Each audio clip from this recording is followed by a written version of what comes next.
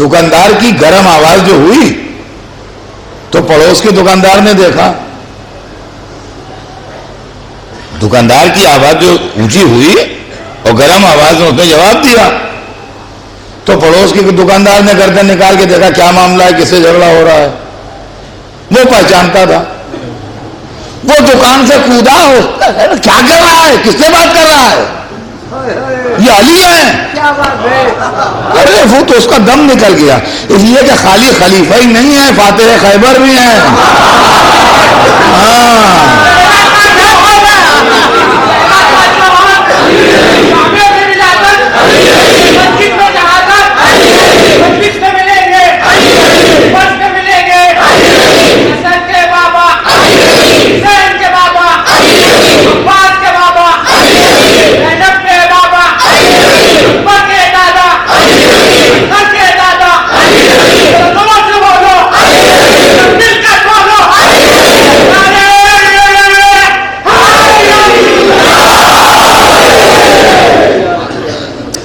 غور فرمائیے گا اس مسئلے میں، کس سے بات کر رہا ہے، کیا بات کر رہا ہے، علی ہیں. اس کا دم نکل گیا، برا حال ہو گیا اس کا، اس لیے کہ خالی ہاتھ پکڑ کے دبا دیں تو ہڈیاں سب چورا ہو جائیں گی. ہاں تو کوئی ہڈیاں کلائی کی باقی نہیں رہیں گی، 4 فریکچر ہو جائیں گے. مجھے معاف کر دیجیے، خدا معاف. وہ گڑگڑانے لگا. اچھا وہاں مولا کوئی ڈانٹ پھٹکار تو رہے ہی نہیں تھے. کہا کہ بھائی معافی یہی ہے کہ لوگوں کے ساتھ اچھا معاملت کیا کر، اگر تو لوگوں کے ساتھ اچھی ڈیلنگ کرے گا تو ہم سمجھ لے ہم نے معاف کر دیا. اس کے مالک کو بلایا، کہا بھائی رحم کر، تو اس پر رحم کرے گا خدا تجھ پر رحم کرے گا. تو بے شک اس پر حاکم ہے مگر یہ سوچ لے خدا تجھ پر حاکم، یہ سمجھ لے. تو عزیزان گرامی یہ اسلام ہے، یہ اسلام ہے. کنیزوں کے ساتھ، غلاموں کے ساتھ، عورتوں کے ساتھ. کہتے ہیں اسلام میں عورت آج بھی قیدی ہے اور کھلا ہے، ڈمک ہے. یہ پروپیگنڈا ہے عزیزان گرامی دشمنان اسلام کا کہ عورتوں کے ساتھ اسلام نے ظلم کیا ہے، عورتوں کے ساتھ اسلام نے ظلم کیا ہے. یہ مغربی پروپیگنڈا ہے کہ عورتوں کے ساتھ یہ زیادتی ہے، عورتوں کے ساتھ وہ زیادتی ہے. عورتوں کے ساتھ زیادتی نہیں ہے، عورتوں کے ساتھ زیادتی وہ لوگ کرتے ہیں جو عورتوں کی ہمدردی کا دم بھرتے ہیں. عورتوں کے ساتھ زیادتی وہ کرتے ہیں جو عورتوں کی ہمدردی کا دم بھرتے ہیں. اسلام نے عورت کو جو عزت دی ہے، اسلام نے عورت کو جو وقار دیا ہے، اسلام نے عورت کو جو مرتبہ دیا ہے، اس کی مثال نہیں ہے دنیا میں. اسلام دین انسانیت ہے، انسانیت کے 2 پہیے ہیں، ایک کا نام عورت ہے، ایک کا نام مرد ہے. لہذا عورت کا مرتبہ کم کیسے ہو جائے گا؟ یہ اور بات ہے کہ ہمارے سماج نے، ہماری سوسائٹی نے، بادشاہت نے، ملوکیت نے عورتوں کو دبا کے رکھا اور کچل کے رکھا. لیکن جو اسلام نے عورت کو درجہ دیا ہے اور جو اسلام نے عورت کو مرتبہ دیا ہے، کبھی آپ نے سوچا کہ عورت کا کتنا بڑا مرتبہ ہے اسلام نے اور کتنا بڑا درجہ؟ یہ پروپیگنڈا ہے کہ مسلمان تو عورت کو قیدی بنا کے رکھتے ہیں، وہ تو چادر اڑا کے رکھتے ہیں، وہ تو پنجرے کی چڑیا بنا کے رکھتے ہیں. یہ سارے پروپیگنڈے ہیں. اور جواب کیسے دیا جائے؟ ایک آدمی بول رہا ہے تو ہر ریڈیو کھلا ہے، ہر ٹی وی کھلا ہے، ساری دنیا میں اس کی آواز جا رہی ہے. ہم بول رہے ہیں تو مسجد کے اندر ہی سب لوگ نہیں سن پا رہے ہیں. تو اگر برابر کا جواب ہو، برابر کا جواب ہو تو جتنی دور آپ کی آواز پہنچے اتنی دور ہماری آواز پہنچے، تب تو سوال جواب میں مزہ ہے. اور ہماری آواز تو مسجد کی 4 دیواری کے اندر گھٹ کے رہ گئی اور آپ کی آواز پوری دنیا میں پھیل گئی، تو سوال جواب کہاں؟ سوال جواب کہاں؟ یہ چادریں اڑاتے ہیں جنگلی ہیں. میں اپنے بچوں سے کہوں گا، میں اپنے نوجوانوں سے کہوں گا، میں اپنی بیٹیوں سے بھی کہوں گا کہ آپ ان پروپیگنڈوں میں نہ آئیے. آپ کے مذہب نے اور آپ کے گھر میں جو آپ کی عزت ہے وہ باہر نہیں ہے، اور جو آپ کی عزت کا دم بھرتے ہیں وہ مخلص نہیں ہیں آپ کے. اس لیے کہ یہاں ہم پر یہ اعتراض ہے کہ یہ تو جنگلی ہیں، یہ تو عورت کی عزت نہیں کرتے ہیں، ہم چادر اڑاتے ہیں تو ہمارے یہاں عورت بے عزت ہے، گویا آپ کی یہاں بہت عزت ہے، ہمارے خیال میں آپ عورت کی توہین کرتے ہیں، اس لیے کہ آپ اس کے جسم کو اپنی تجارت کی نمائش کا ذریعہ بناتے ہیں۔ آپ کو شرٹ بیچنا ہے، آپ اس کے جسم کی نمائش کر رہے ہیں، آپ کو موزے بیچنا ہے، آپ اس کے جسم کی نمائش کر رہے ہیں، آپ کو کاسمیٹکس بیچنا ہے، آپ اس کے جسم کی نمائش کر رہے ہیں۔ ہمارے خیال میں اس سے زیادہ عورت کی توہین نہیں ہے کہ تاجر اپنی تجارت چمکانے کے لیے اس کے جسم کو نمائش کا پیس بنائے ہیں۔ کیوں صاحب؟ اور رہ گیا ہے کہ آپ ان کے ساتھ قدم ملا کے نہیں چل پائیں گے، ہم آپ سے بتا دیں، اس لیے کہ ایشین کلچر اور پس منظر اور ہماری کلچرل ہیریٹیج اور ہے اور ان کی اور ہے۔ میں اس پر بڑی بحث کرنے کے لیے تیار ہوں، یہ ممبر پر اور یہاں اس کی ڈیٹیل میں بات نہیں ہو سکتی، لیکن جس کا دل چاہے مجھ سے بات کرے۔ ہماری کلچرل ہیریٹیج ایشینز کی اور ہے، ان کی اور ہے، ہمارا پس منظر اور ہے، بیک گراؤنڈ اور ہے، ان کا اور ہے، سمجھے آپ ان کے ساتھ قدم ملا کے نہیں چل سکتے، اس لیے کہ خالی چادر اتار دینے سے تسکین نہیں ہوگی۔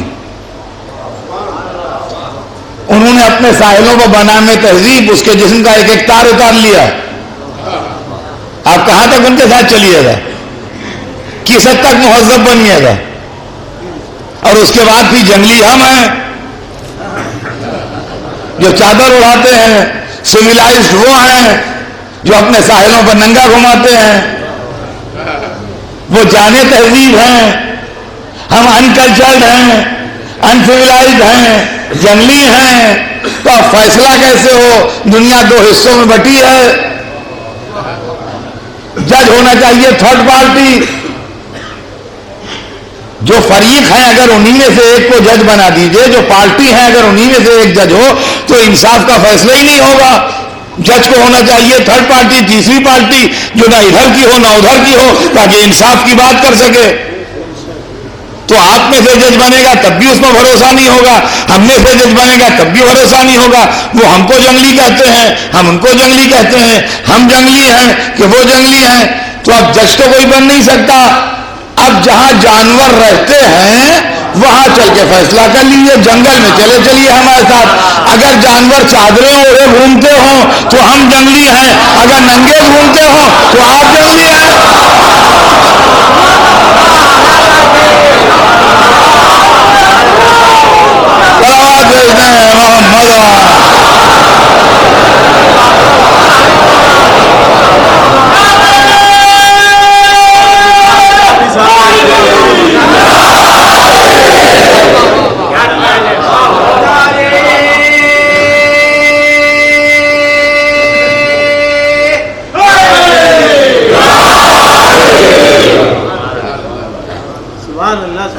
اسلام نے جو عورت کو عزت دی وہ عزت بے مثال عزت ہے کہ جہاں وہ گھر میں قدم رکھتی ہے تو جس گھر میں آتی ہے بیٹی بن کے آتی ہے، اور جب کسی گھر میں بیٹی آئی تو رسول اسلام کی آواز آئی البنات رحمہ، لڑکیاں رحمت ہیں۔ جب کسی کے گھر میں کوئی عورت داخل ہوئی بیٹی بن کے تو رسول پکارے کہ یہ رحمت ہے۔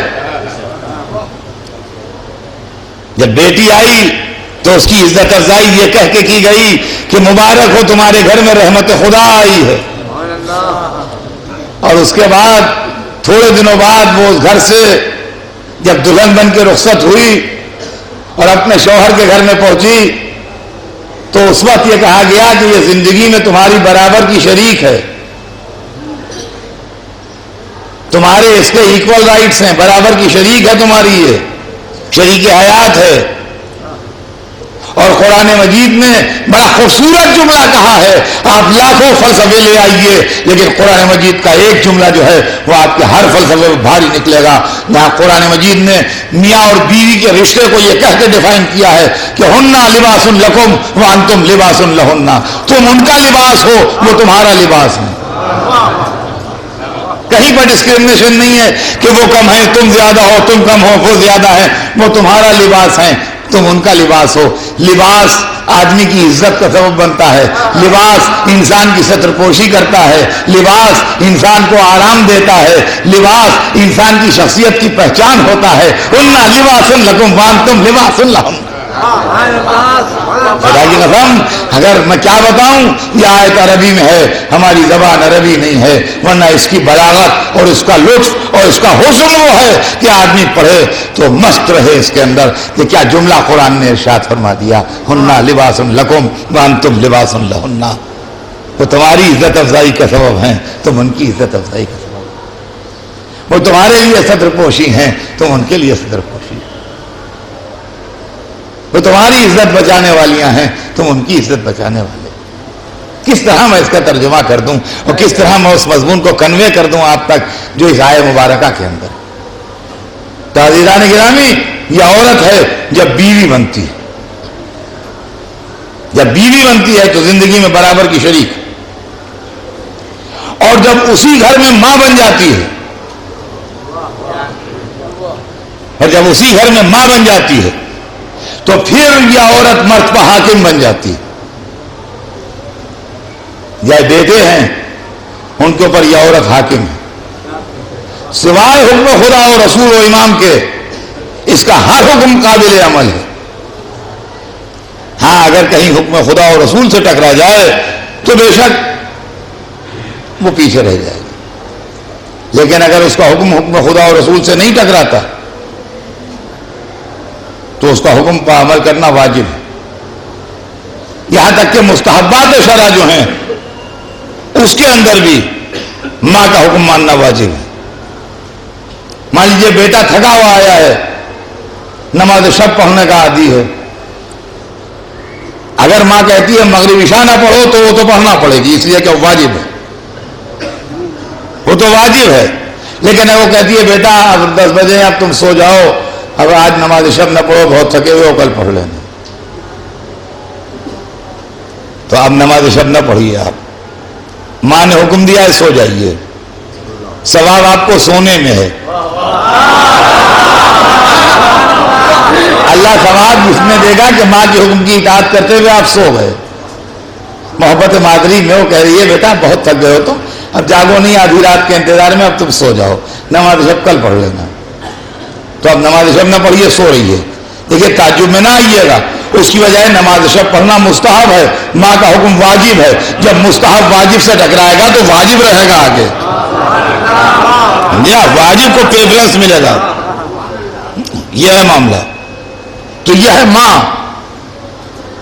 تو عورت کو وہ عزت ملی ہے خدا کی قسم جو تاریخ کائنات میں کسی کو نہیں ملی، کسی کو نہیں ملی جو عورت کو عزت ملی کہ وہ ماں ہے. اور قرآن مجید جب بولتا ہے تو ماں کے لیے خصوصی حکم دیتا ہے. وَوَصَّيْنَا الْإِنسَانَ بِوَالِدَيْهِ، ہم نے انسان کو وصیت کی اس کے ماں باپ کے لیے. یہاں تک تو آیت دونوں کے لیے چلی، والدہ مانے دونوں، ماں اور باپ دونوں. اور اس کے آگے جو آیت بڑھی تو باپ پیچھے رہ گئے، ماں آگے بڑھ گئی. ہمارا تو وہن علی وہن، اس کی ماں دکھ پر دکھ جھیل کے اسے پالتی. ہم نے قرآن مجید ماں کے احسانات آپ کو یاد دلا رہا ہے، ماں کی عظمت آپ کو یاد دلا رہا ہے. یہ اسلام ہے جس کے اندر ماں جو ہے وہ بیٹے کے اوپر حاکم ہے. اور عزیزان گرامی بس انشاءاللہ زندگی رہی تو بات کل آگے بڑھے گی، آج وقت تمام ہو رہا ہے. خالی اتنا عرض کر دوں اور یہ ہر نوجوان سن لے جس کی ماں زندہ ہے کہ ماں وہ اللہ کی عظیم نعمت ہے کہ جب عورت ماں بن جائے تو مظہر صفات پروردگار بن جاتی ہے. جب عورت ماں بن جائے تو مظہر صفات پروردگار بن جاتی ہے، یعنی اللہ کی صفات کی جھلکیاں اس کی ذات میں دکھائی دینے لگتی ہیں. خالق وہ ہے، وسیلہ خلقت یہ ہے. رازق وہ ہے، وسیلہ رزق یہ ہے.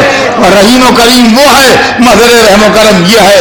متکلم وہ ہے، ایک ایک جملہ سکھانے والی یہ ہے. رب وہ ہے، پالنے والی یہ ہے. یہ اس زمین پر اللہ کی رحمت کا جلوہ ہے جو دنیا کی نگاہوں کے سامنے.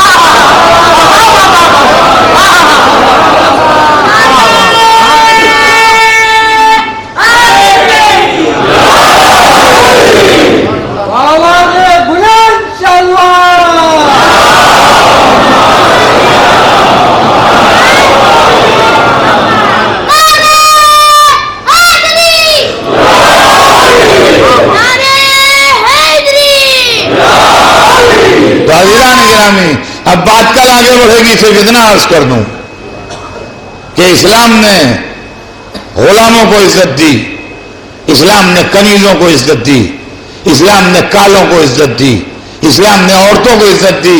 اسلام انسانیت کا دین ہے، انسان ظلم و ستم اور ناانصافی کا دین نہیں ہے۔ اور خدا کی قسم اب بات آخری منزل تک آئی، کل بڑھے گی آگے۔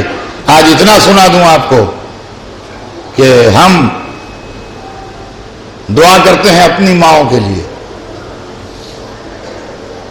جن کی مائیں زندہ ہیں وہ ان کی خدمت کریں، جن کی مائیں نہیں ہیں وہ ان کے لیے دعائے مغفرت کریں، اس لیے کہ جو سب مائیں خدمت کرتی ہیں وہ ہماری ماؤں نے بھی کی۔ دنیا کی جتنی مائیں ہیں جو اپنی اولادوں کی خدمت کرتی ہیں وہ سب ہماری ماؤں نے ہمارے ساتھ کی، مگر ایک ایڈیشنل خدمت بھی ہے ان کی، اور وہ یہ ہے کہ انہوں نے اپنی گودی میں پال کے ہمیں محب حسین بنا دیا۔ سلام ہو ان ماؤں پر جنہوں نے اپنے بچوں کو آزادار بنا دیا، سلام ہو ان ماؤں پر جنہوں نے اپنے بچوں کو ماتمدار بنا دیا، سلام ہو ان ماؤں پر جنہوں نے اپنے بچوں کو اہل بیت کا فدائی بنا دیا۔ خدا کی قسم بڑے مرتبے کی ہیں وہ مائیں اور بڑی شان کی ہیں وہ مائیں جنہوں نے اپنے بچوں کو محب اہل بیت بنا دیا۔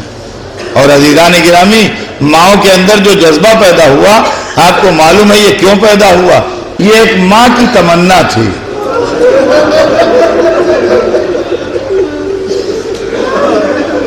آپ جانتے ہیں کون ماں؟ فاطمہ زہرا بھی تو ماں تھی۔ جب خبر شہادت حسین سنی تو سوال کیا، بابا میرے بچے پر روئے گا کون؟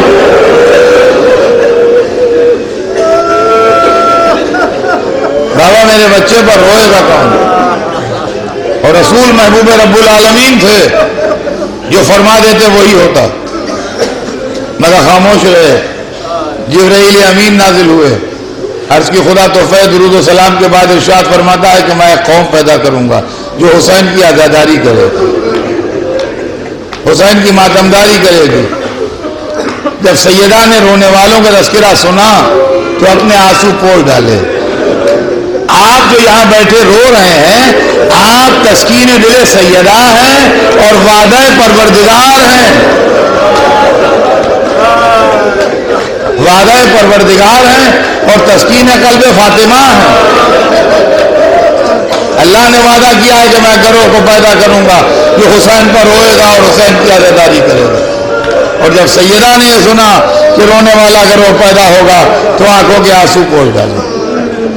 عزیزان گرامی مائیں، فاطمہ زہرا بھی ماں تھی، اور اس کے بعد عزیزان گرامی تاریخ عالم میں کربلا وہ واحد واقعہ ہے جس نے فلسفہ بدل دیا۔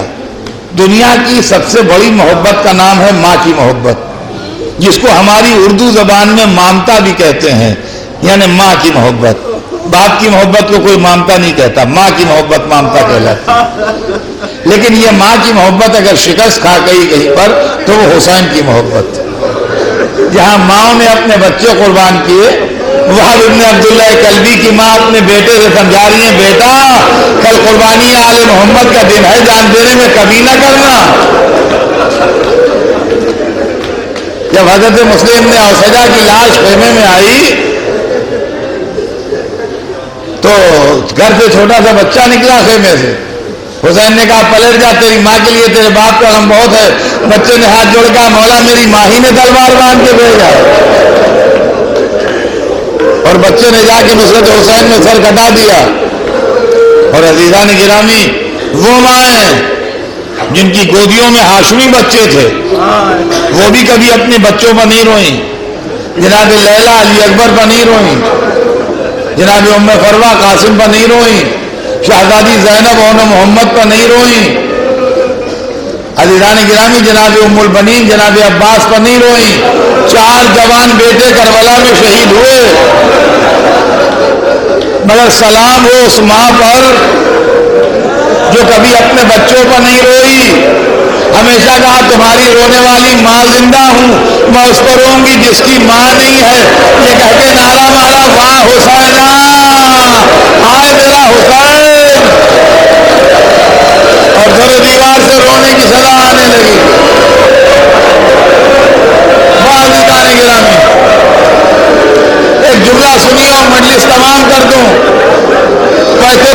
ہر ماں مظلومہ ماں ہے، مگر کربلا میں ایک ماں وہ ہے کہ جس کے بچوں کا جب تذکرہ ہوتا ہے کسی مذہب کا آدمی بیٹھا ہو تو اب جاتا ہے۔ ایک تو 6 مہینے کے بچے کی شہادت، جس کے سامنے پہنچ دیا کہ بچہ 3 دن کا پیاسا تھا اور 6 مہینے کا تھا، تڑپ گیا، اور ایک 4 برس کی یتیم بچی کا گھٹ کے قید خانے میں مر جانا، جس کے سامنے پہنچ دیا تڑپ گیا۔ عزیزان گرامی، آخری جملہ سنیے، مجلس تمام ہو رہی ہے۔ ایک علی اصغر کی شہادت، ایک بی بی سکینہ کی شہادت پورے دنیا کو اثر کر رہی ہے۔ اس کے اندر سب سے دردناک پہلو یہ ہے کہ دونوں بچوں کی ماں ایک تھی، جو علی اصغر کی ماں تھی وہی سکینہ کی ماں تھی، مگر ہمیشہ حسین پر روئی۔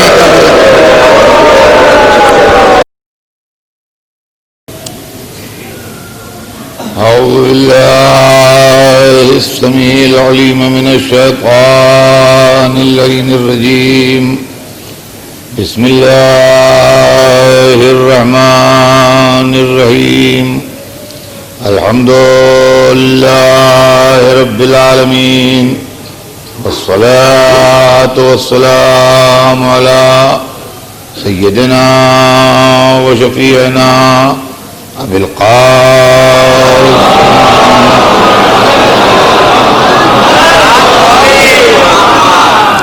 وآله الطيبين الطاهرين المعصومين، ولعنة الله على أعدائهم أجمعين من يومنا هذا إلى يوم الدين.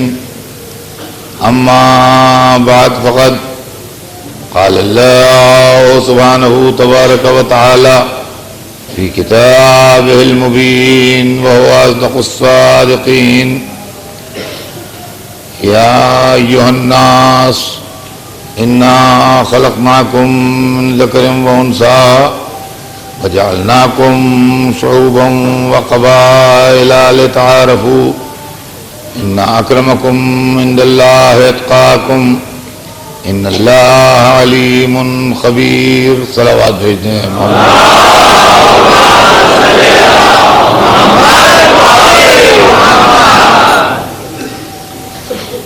ارشاد ہوتے سے جناب رب العزت ہے، کیا ہے انسانوں، ہم نے تمہیں مرد و عورت کے ذریعے خلق کیا اور تمہارے اندر شعبے اور قبیلے قرار دیے، یعنی سیکٹس اور ٹرائبس قرار دیے، لتعارفوا، تاکہ تم پہچانے جاؤ۔ ان اکرمکم عند اللہ اتقاکم، اللہ کے نزدیک سب سے زیادہ عزت والا، سب سے زیادہ مکرم، سب سے محترم وہ ہے کہ جو اللہ سے ڈرتا سب سے زیادہ ہو۔ ان اللہ علیم خبیر، اور یقیناً اللہ ہر چیز کا جاننے والا اور ہر بات سے واقف ہے، ہر چیز سے خبردار۔ سلسلہ کلام ذہن عالی میں ہوگا۔ ہمارے آپ کے درمیان جو گفتگو چل رہی ہے وہ یہ ہے کہ اسلام مذہب انسانیت ہے، اور اسلام اس لیے آیا ہے کہ انسان انسان رہے، جانور نہ ہو جائے، انسان انسان رہے، پتھر نہ ہو جائے، انسان کی ذات سے پھول کھلیں، انگارے نہ برسیں۔ اس واسطے اسلام آیا ہے، اور یہی دین کی تعلیم ہے کہ وہ انسان کو انسان بنائے اور انسانیت پر باقی رکھے۔ چنانچہ میں نے آپ کی خدمت میں کل کی مجلس میں یہ بات عرض کی تھی کہ مسلسل یہ منظر ہم دیکھتے ہیں کہ وہ تمام دیواریں جن سے انسانیت کا سر ٹکرا کے زخمی ہوتا ہے اور انسانیت فریاد کرتی ہے، وہ مذہب گراتا چلا جاتا ہے تاکہ انسانیت کو موومنٹ میں آسانی ہو۔ میں نے کل آپ کی خدمت میں عرض کیا تھا کہ رنگ کی دیوار، نسل کی دیوار، غلامی کی دیوار، کسی عورتوں اور مردوں کے درمیان جو تفریق ہے اس کے سلسلے میں عرض کیا تھا کہ یہ تمام چیزیں جو ہیں ان کو مذہب نے منع کیا ہے اور ان سے روکا ہے۔ جتھا بھی ایک بہت بڑی چیز ہے، کل کے بیان میں وقت تمام ہو گیا تھا اور یہ بات سامنے نہیں آ پائی تھی۔ گروہ بھی طاقت کا سبب بنتا ہے۔ اگر آپ گروہ والے ہیں، جتھے والے ہیں تو آپ طاقتور ہیں، اگر آپ کے پاس گروہ نہیں ہے اور جتھا نہیں ہے تو آپ کمزور ہیں۔ اسلام نے آنے کے بعد اس چیز کو بھی ختم کر دیا کہ عزت ایمان کی بنیاد پر ملے گی، عزت تقوی کی بنیاد پر ملے گی، عزت جتھے کی بنیاد کے اوپر نہیں ملے گی۔ چنانچہ بزم رسول میں ایک شخص ہمیں ایسا بھی نظر آتا ہے کہ مدینہ تو مدینہ، پورے عربستان میں اس کے خاندان کا کوئی فرد رہتا ہی نہیں تھا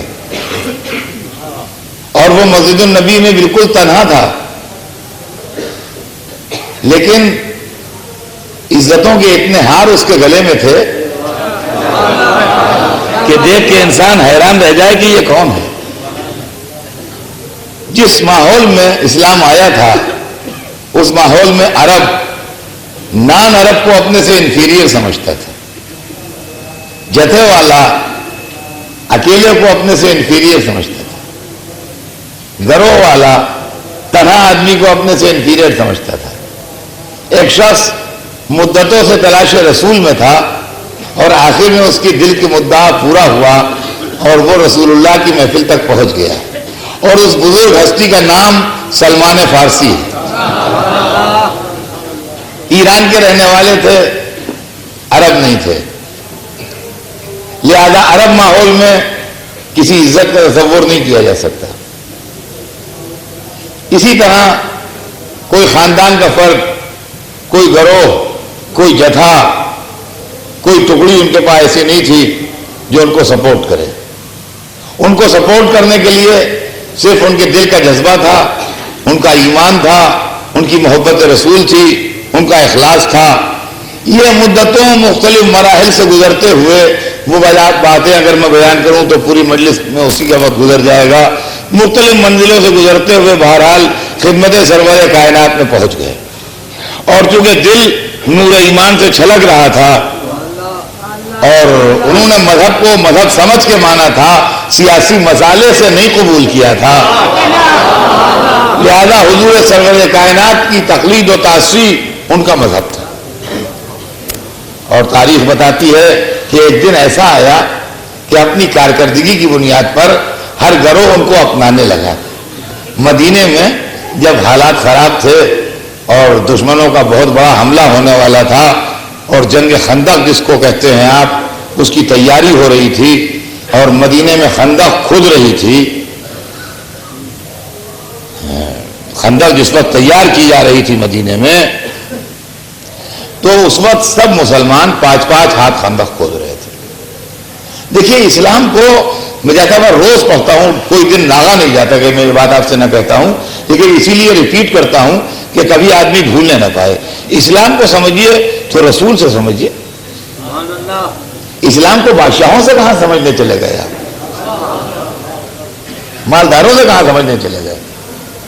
5 ہاتھ مقرر ہوئی کہ 5 ہاتھ ہر آدمی، یہ عادت تھا، 5 ہاتھ خندق کھودے روز ڈیلی، یہ طے ہو گیا۔ اور تعجب کی بات یہ ہے کہ کائنات عالم کا سردار، مسلمانوں کا سربراہ اور رسول خندق کھودنے میں بنفس نفیس شرکت کر رہا ہے، بنفس نفیس شرکت کر رہا ہے، اور حضور بھی خندق کھود رہے ہیں۔ میں نہیں مان سکتا کہ صحابہ نے، رسول کے چاہنے والوں نے، رسول کے رشتہ داروں نے ضرور رسول کے ہاتھ جوڑے ہوں گے کہ حضور آپ تشریف رکھیں، آپ نہ کھودیں خندق، لیکن رسول نے منظور نہ فرمایا ہوگا جبھی رسول خندق کھود رہے ہیں۔ لیکن تاریخ لکھتی ہے کہ سارے مسلمان ایک دن میں 5 ہاتھ خندق کھودتے تھے، رسول ایک دن میں 10 ہاتھ خندق کھودتے تھے۔ یعنی عام مسلمانوں سے دگنا کام کر رہے تھے رسول. تو رسول نے اسلام میں قیادت اور لیڈرشپ کا معیار بھی بتایا کہ جو عوام سے دونی محنت کرنے کی ہمت رکھتا ہو وہ لیڈر بنے، وہ لیڈر بنے جو عوام سے دونی محنت کرنے کی ہمت کرتا ہو.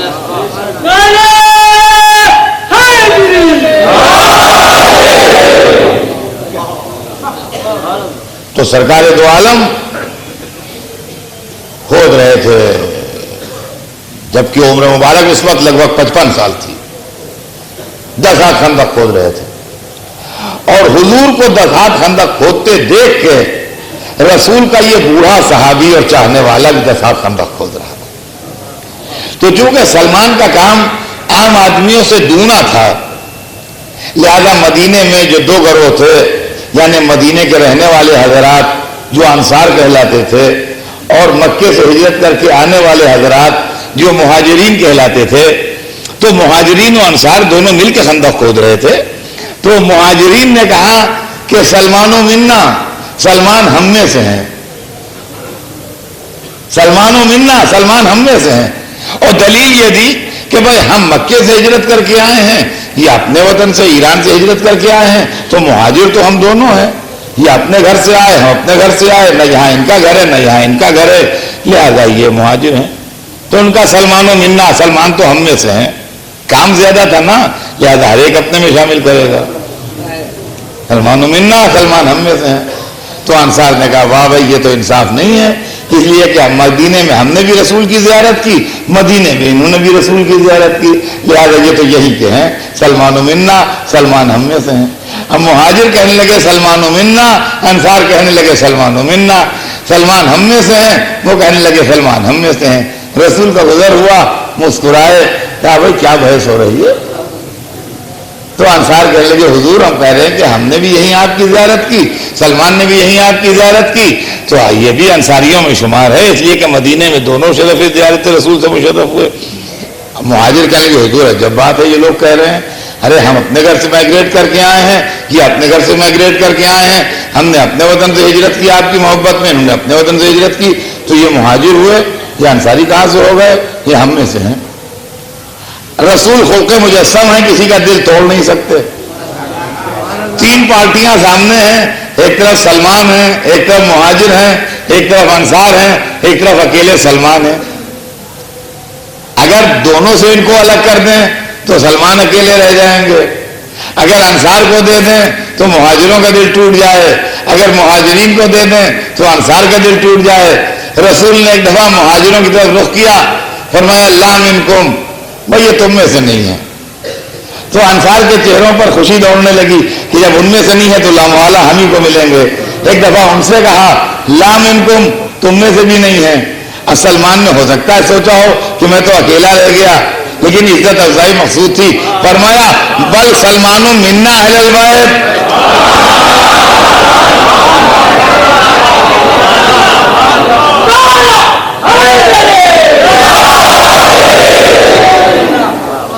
بلکہ سلمان تو ہم اہل بیت میں سے ہیں. لیجیے نہ انصار کا دل ٹوٹا، نہ مہاجرین کا دل ٹوٹا، نہ سلمان کا دل ٹوٹا. اس کا نام ہے صاحب خلق عظیم. کہا سلمان تو ہم اہل بیت میں سے ہیں، لیکن آپ اہل زبان ہیں. اور یہ عربی کا جملہ جو حدیث رسول و ارشاد سرکار دو عالم ہے، یہ تاریخ کے اندر ایز اٹ از جیسے سرکار نے فرمایا تھا ویسے لکھا موجود ہے. عربی زبان، اور 1400 برس پہلے کی عربی کے جاننے والے ہزاروں آدمی بمبئی کے اندر مل جائیں گے جو کلاسیکل عربی کو جانتے ہیں، اور اس کے اندر تو کلاسیکل اور ماڈرن کا کوئی سوال بھی نہیں ہے. سمجھیے آپ اس جملے کو لے جائیے اور ٹرانسلیٹ کروائیے. بل سلمان منا اہل البیت، بلکہ سلمان ہم اہل بیت میں سے ہیں. لیکن لفظ 2 طرح بولا جا سکتا ہے. رسول نے یہ نہیں کہا کہ سلمان ہمارے اہل بیت میں سے ہیں.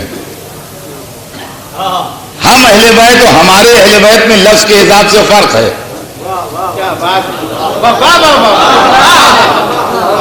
جن کی مادری زبان اردو نہیں ہے، میں جانتا ہوں یہاں بہت سے ایسے لوگ آتے ہیں جن کی مادری زبان اردو نہیں ہے، مگر اتنا میری مجلسیں سنتے ہیں اور مجلسیں سنتے ہیں، آپ کو اس کا اندازہ ہوگا زبان کا کہ ہم اہل بیت اور ہمارے اہل بیت کے اندر فرق ہے.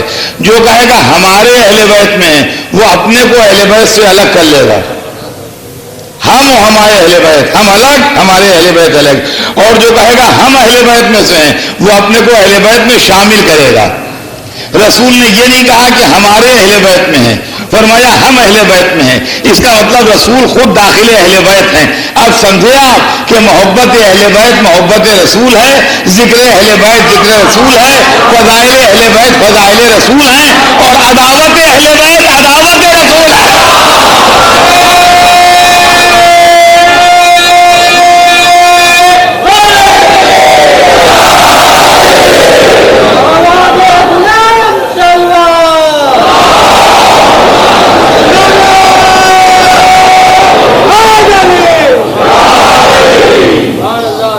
یہ ہے سلمان فارسی جو اپنے ایمان و عقیدے کی بنیاد پر ترقی کرتے ہوئے ایمان کے 10 درجوں تک پہنچ گئے اور شرف و عزت میں بے مثال ہو گئے. یہ اسلام کی تعلیم ہے کہ کوئی عورت ہو، کوئی غلام ہو، کوئی تنہا ہو، کوئی بے جتھے والا ہو، کوئی عرب ہو، کوئی عجم ہو، کوئی کسی زمین سے تعلق رکھتا ہو، کوئی کسی رنگ سے تعلق رکھتا ہو، اسلام کے دائرے میں آنے کے بعد، انسانیت کے دائرے میں آنے کے بعد سب برابر ہو جاتے ہیں. یہ حیات رسول کا واقعہ تھا جو میں نے آپ کو سنایا. اب آئیے آل رسول کی زندگی میں دیکھیے، آل رسول کی زندگی میں دیکھیے. مولا علی کا دور اقتدار ہے. مولا علی کے دور اقتدار میں بیت المال کی زمین اس بات کی گواہ نہیں ہے کہ کوئی پیسہ رات کو بیت المال کی زمین پر رہا ہو. علی کے دور اقتدار میں اللہ کا مال اسی دن بٹتا تھا. علی کے دور اقتدار میں اللہ کا مال اسی دن بٹتا تھا، نیکسٹ ڈے کے لیے رکھا نہیں جاتا تھا.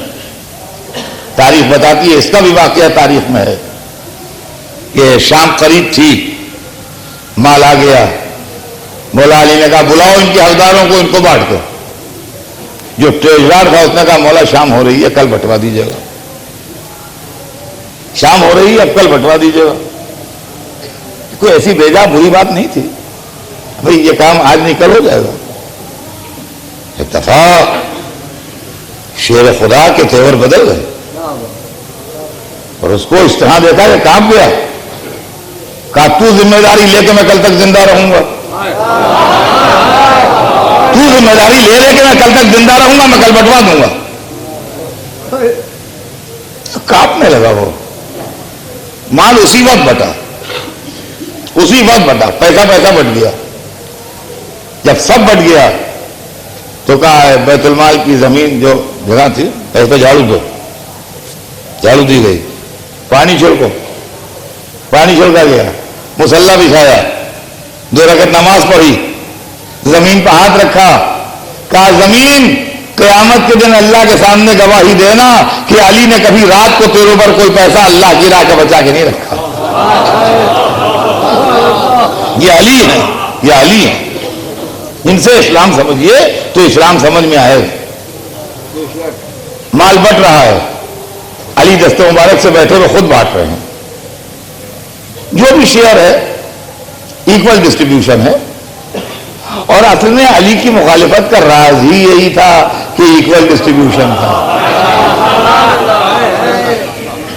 علی کی دشمنی کا راز ہی یہی تھا کہ ایکول ڈسٹریبیوشن تھا. طاقت والے اس بات کو برداشت نہیں کر رہے تھے کہ ہم کو بھی لائن میں لگ کے وہی 1 دینار مل رہا ہے جو اس کو مل رہا ہے. عرب اس وقت فاتح قوم تھی، ایران مفتوح قوم تھی. فاتح قوم کا فرد سر اٹھائے ہوئے آگے آگے چل رہا ہے کیوں میں. اس کے پیچھے ایک مفتوح قوم کا فرد ہے، ایرانی ہے، وہ بھی مسلمان ہے، وہ بھی لا الہ الا اللہ محمد رسول اللہ کہہ رہا ہے، وہ بھی کعبے کی طرف نماز پڑھ رہا ہے، وہ بھی اللہ کا قائل ہے، قیامت کا قائل ہے، رسالت کا قائل ہے، قرآن کا قائل ہے، کعبے کا قائل ہے، ہر چیز کا قائل ہے، مگر ایرانی ہے، عرب نہیں ہے. کیوں میں دونوں لگے؟ عرب آگے آگے چل رہا ہے، اسی کے پیچھے ایرانی چل رہا ہے. مولا علی بانٹ رہے ہیں، جو آ رہا ہے اس کو مل رہا ہے. equal distribution. عرب آیا, دیا اس کو حق, بجائے اس کے کہ وہ اپنا حق لے کے آگے بڑھ جاتا, وہ سائڈ میں کھڑا ہو گیا. وہ اپنا حق لے کے آگے نہیں بڑھا. کیوں میں تھا, اس کو پیسے مل گئے, پیسے مل گئے تو نکل جاتا پیسے لے کے, نہیں نکلا نہیں, سائڈ میں کھڑا ہو گیا, اپنے پیچھے والے کو دیکھنے لگا. وہ آیا, علی نے اس کو بھی اتنا ہی دیا, جتنا اس کو دیا تھا اتنا ہی اس کو بھی دیا. بس جیسے ہی اتنا اس کو دیا ویسے ہی عرب نے اپنے پیسے علی کے سامنے رکھ دیے, کہا ہم نہیں لیں گے. کیوں؟ کہا اب یہ بھی انسلٹ برداشت کرنا پڑے گی کہ ایک عرب کو ایک ایرانی کے برابر شیئر ملے. یہ کس سے بات کر رہا ہے؟ یہ علی سے بات کر رہا ہے. کہا اب یہ انسلٹ بھی برداشت کرنا پڑے گی کہ ایک عرب کو ایک ایرانی کے برابر شیئر ملے. ایک مرتبہ شیر خدا کے تیور بدلے, اور عرب کیا جب تیور بدلتے تھے تو لشکر دہل جاتے تھے. شیر خدا کے تیور بدلے. کہا کیا تو یہ سمجھتا ہے کہ اسلام میں آنے کے بعد بھی عرب عجم کا امتیاز برقرار رہے گا؟ کیا تو یہ سمجھتا ہے کہ اسلام میں آنے کے بعد بھی عرب عجم کا امتیاز برقرار رہے گا؟ یہ ڈسکریمنیشن برقرار رہے گا کہ یہ عرب ہے عجم ہے, لینا ہو لے ورنہ اسلام سے نکال. اب سمجھے آپ, یہ اسلام, یہ اسلام جس کے اندر کوئی فرق نہیں, یہ انسان کی عزت. عزیزان گرامی, یہ وہ چیزیں ہیں جو آدمی منہ سے بولے یا نہ بولے, لیکن انسان کی عزت نفس کے اوپر حملہ ہوتا ہے. اور جب انسان کی عزت نفس کے اوپر حملہ ہوتا ہے تو وہ حقیر انسان ہو, ذلیل انسان ہو, کمزور ترین انسان ہو, مگر ہر ایک نفس رکھتا ہے, اور اپنی عزت نفس کے اوپر حملہ کوئی برداشت نہیں کر سکتا ہے. میں آپ کی خدمت میں یہ واقعات کہاں تک بیان کروں؟ اس کی وجہ یہ ہے کہ اس سے کتابیں اور تاریخیں بھری پڑی ہوئی ہیں اگر آپ اس کو مٹھائے فرمائیں. مگر مشکل یہ ہے کہ جو لوگ اسلام کو دیکھتے ہیں, گھر کے اندر کیا ہے یہ دیکھنے کے لیے کوئی نہیں آتا, باہر جو بینر لگا ہے اس کو سب پڑھتے ہیں. اسلام کے دروازے پر جو بینر لگے ہیں ان کو دیکھ کے اسلام سمجھ میں آتا ہے. وہ تو ملوکیت کے بینر ہیں, وہ تو سلطنت کے بینر ہیں, وہ تو اقتدار کے بینر ہیں, وہ تو بادشاہوں کے بینر ہیں, وہ تو ان کے بینر ہیں جن کے درباروں میں خدمت گزاروں کی فوج رہتی تھی. تو حقیقت اسلام سمجھ میں کہاں سے ہے؟ حقیقت اسلام سمجھ میں کہاں سے آئے؟ عزیزان گرامی, آج جو ساری پرابلمس ہیں مسلمانوں کے لیے, جس کی وجہ سے آج پیکر اسلام لہو لہان ہے, آج پیکر اسلام لہو لہان ہے. اور سوچنے کی قابل بات ہے کہ شاید 1400 برس کے طول تاریخ میں ایسا زمانہ مسلمانوں کے واسطے کبھی نہیں آیا ہے جیسا زمانہ ادھر چند برس سے گزر رہا ہے. جتنی جانیں تلف ہو رہی ہیں, جتنا ہیوملیشن نصیب ہو رہا ہے, جتنی رسوائیاں ہمارے حصے میں آ رہی ہیں, جتنے اعتراضات ہمارے اوپر ہو رہے ہیں, جتنی غلط فہمیاں ہمارے متعلق پیدا ہو رہی ہیں, جتنی مس انڈرسٹینڈنگز ہمارے متعلق پیدا ہو رہی ہیں, شاید آج سے پہلے کبھی ایسا نہیں ہوا تھا. آج پیکر اسلام لہو لہان ہے جیسا میں نے کہا. جسم کا کوئی حصہ ایسا نہیں ہے کہ جہاں سے خون نہ بہ رہا ہو. اور پھر آج بھی عزیزان گرامی یہ غور کر لیجئے کہ اس کے بعد بھی نہ جانے کون سی غفلت کی دوا کھلا دی ہے اس ملت کو, نہ جانے کون سی غفلت کی دوا کھلا دی ہے اس ملت کو کہ اس کے بعد بھی خاموشی ہی خاموشی ہے, اور کہیں سے بیداری کے آثار نمایاں نہیں ہیں. یہاں کیا ہو گیا, وہاں کیا ہو گیا, وہاں کیا ہو گیا, وہاں کیا ہو گیا. مسلمانوں کا خون پانی سے زیادہ ارزاں ہے,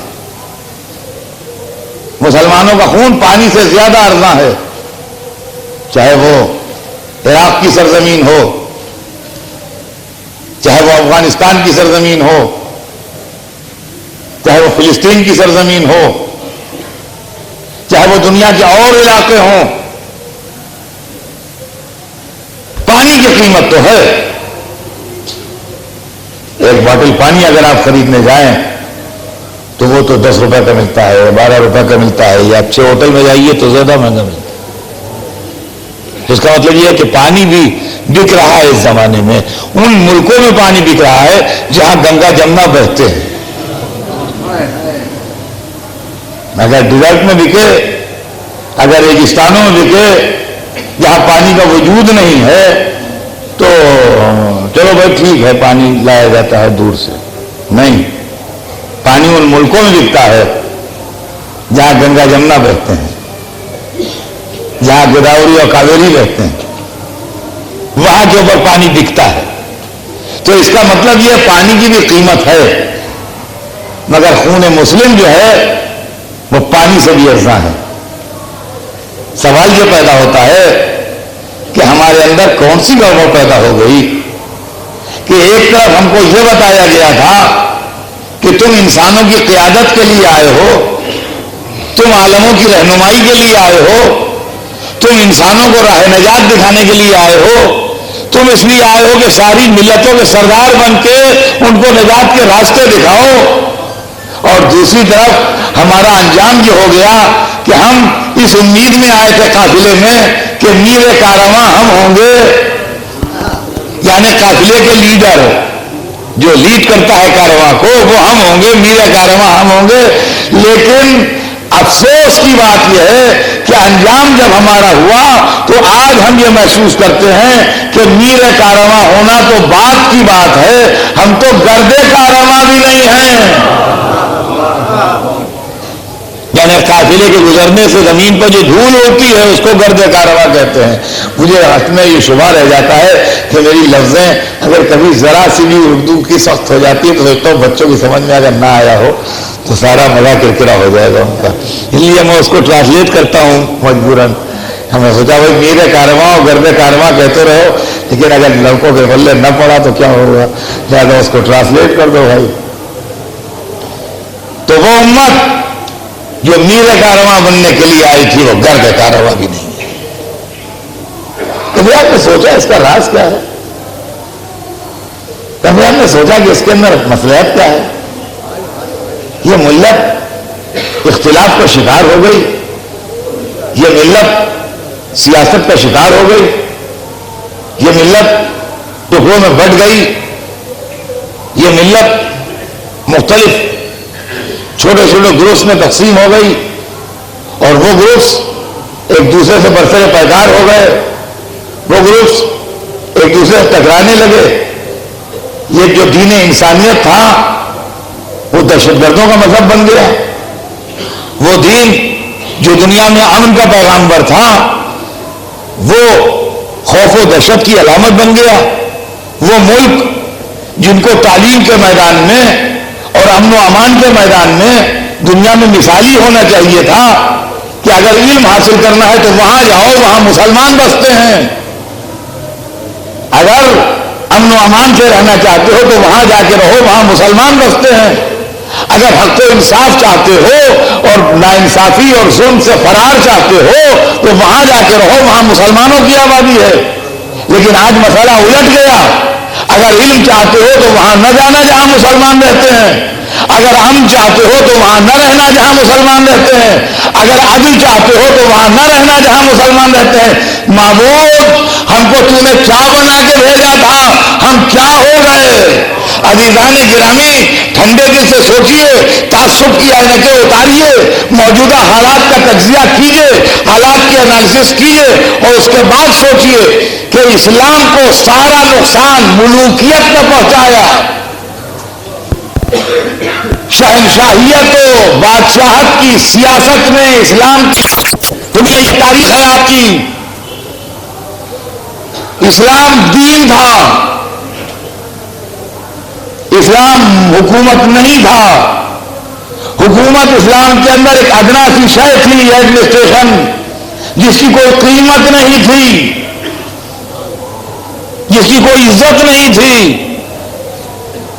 لیکن حکومت نے مذہب کو ہائی جیک کر لیا، نام مذہب کا رکھا، بینر مذہب کا رکھا، لفظ مذہب کی رکھی، مال اپنا سپلائی کیا۔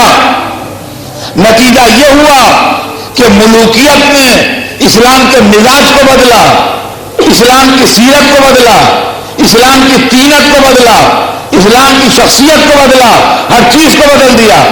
سب سے پہلا نقصان جو ہوا وہ یہ ہوا کہ مسلمان علم حاصل کرنے کے بدلے جہالت کے اندھیروں میں کھو گیا، چوک ہو گیا۔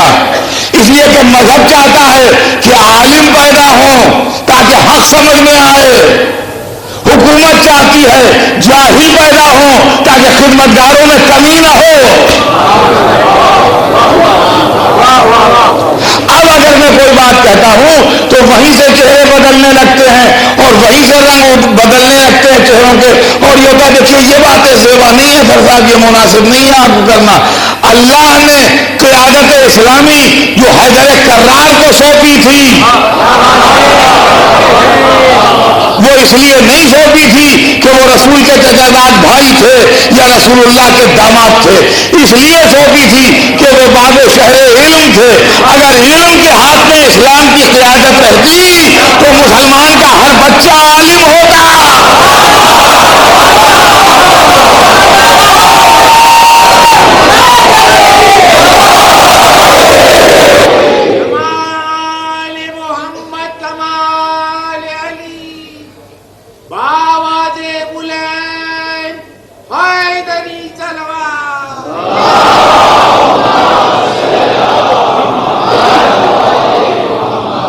عزیزان گرامی، غور فرمائیے اس مسئلے کو کہ یہ مسئلہ بڑا غور طلب ہے کہ آج سے 1400 برس پہلے مسلمانوں کے رسول نے یہ بات کہی تھی اپنے ماننے والوں سے، اور یہ حدیث رسول بلا اختلاف سب مسلمان مانتے ہیں کہ طلب العلم فریضۃ علی کل مسلم و مسلمہ، علم حاصل کرنا ہر مسلمان مرد و عورت کی ڈیوٹی ہے، فریضہ ہے۔ فریضہ مانے ڈیوٹی، جیسے نماز فریضہ ہے، واجب کہہ لیے جو چاہے کہہ لیجیے، نماز فرض ہے، فریضہ ہے نماز، ویسے علم حاصل کرنا فریضہ ہے۔ طلب العلم فریضہ اردو میں بولا جاتا ہے۔ علم حاصل کرنا فریضہ ہے، کس پر حاصل کرنا فریضہ ہے؟ تمام مسلمان مردوں عورتوں پر، ہر مسلمان عورت و مرد پر علم حاصل کرنا فریضہ، ڈیوٹی ہے۔ رسول اللہ نے علم کے میدان میں ہر ممکن کوشش کی، اور علم کے میدان میں کسی قسم کے اختلاف یا کسی قسم کے تعصب کو آڑے نہیں آنے دیا۔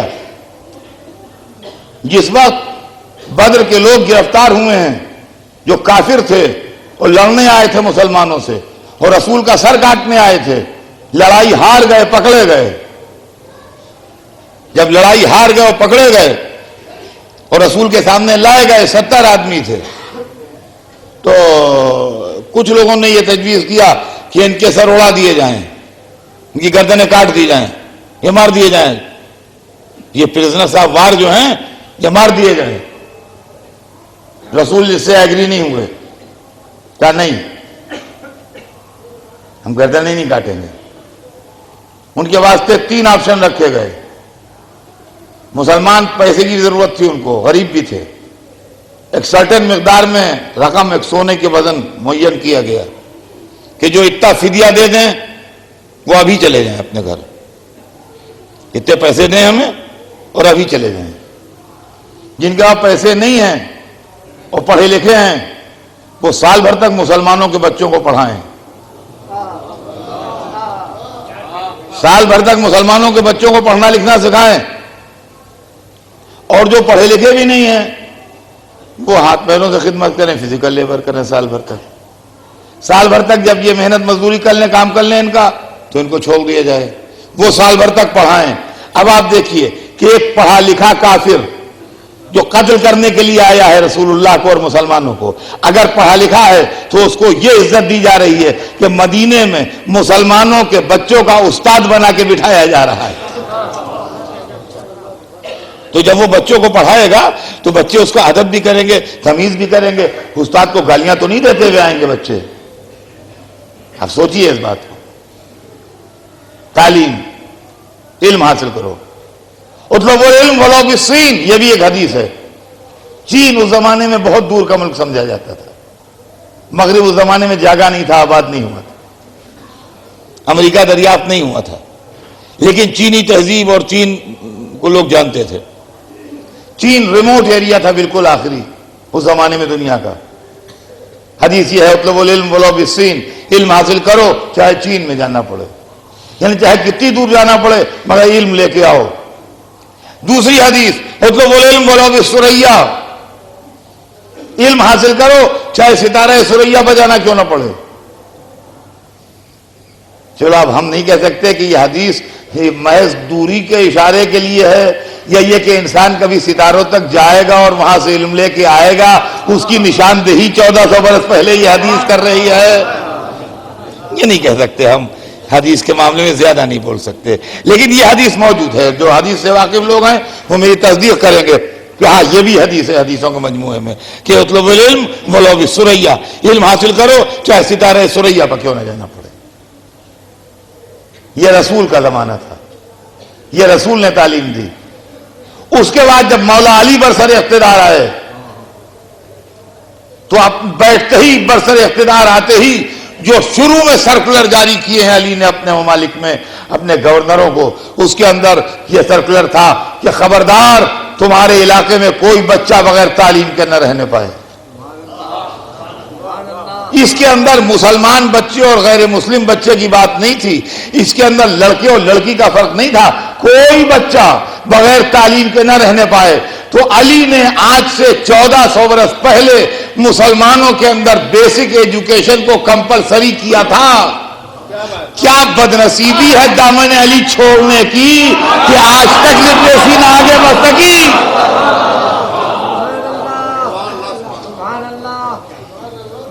میرے دوستو، بیماری کا علاج اسی وقت ممکن ہوتا ہے جب صحیح مرض تشخیص کی جائے. اور اگر مریض کو ٹھنڈی ٹھنڈی تسلیاں دیتے رہیے کہ نہیں آپ بالکل اچھے ہیں اور کوئی بات نہیں ہے اور کوئی پریشانی کی بات نہیں ہے، آپ کے اندر کوئی علامت مرض کی نہیں پائی جاتی، آپ ماشاءاللہ بالکل تندرست ہیں، یہ لوگ دشمنی میں آپ کو بیمار کہہ رہے ہیں. یہ دشمن ہیں آپ کے جو کہہ رہے ہیں کہ آپ کی آنکھوں میں زردی ہے، آپ کی آنکھیں بالکل ٹھیک ہیں. یہ دشمن ہیں جو کہہ رہے ہیں آپ دبلے ہو گئے، آپ ماشاءاللہ ویسے ہی فربے ہیں. یہ سب آپ کے مخالف ہیں. آج مسلمانوں کے ساتھ یہی کھیل ہو رہا ہے، ایک دوسرے کو یہی کہہ کے تسلی دے رہے ہیں. یہ دشمن اسلام ہیں، یہ دشمن اسلام ہیں، یہ دشمن اسلام ہیں، یہ ہمارے مخالف ہیں، یہ ہمارے مخالف ہیں، یہ ہمارے مخالف ہیں. سوال یہ آپ نے کیا ایسا دنیا میں تیر مارا ہے جو سب آپ کے دشمن ہو گئے ہیں؟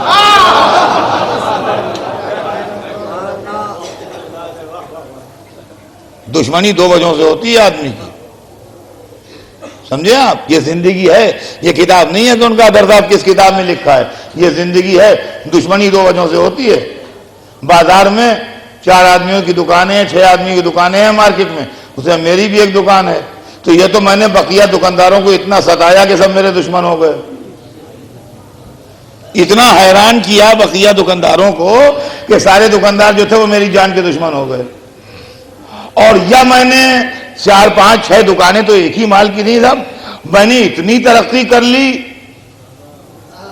کہ بقیہ سب دکاندار مجھ سے اتنا پیچھے رہ گئے کہ مجھے ترقی دیکھ کے جلنے لگے.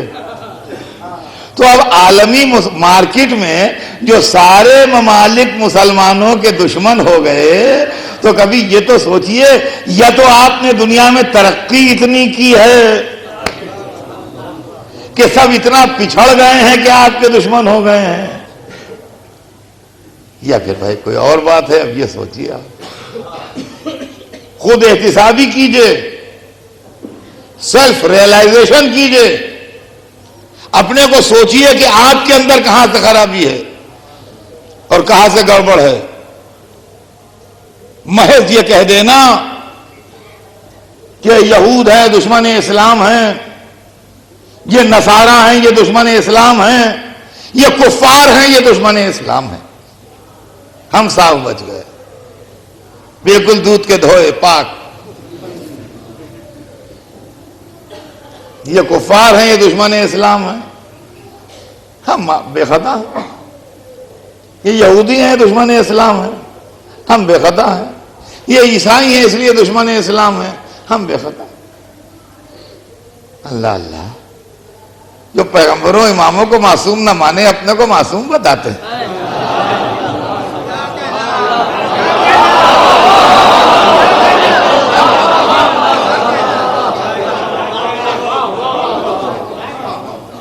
عجیب و غریب بات ہے میرے بھائی.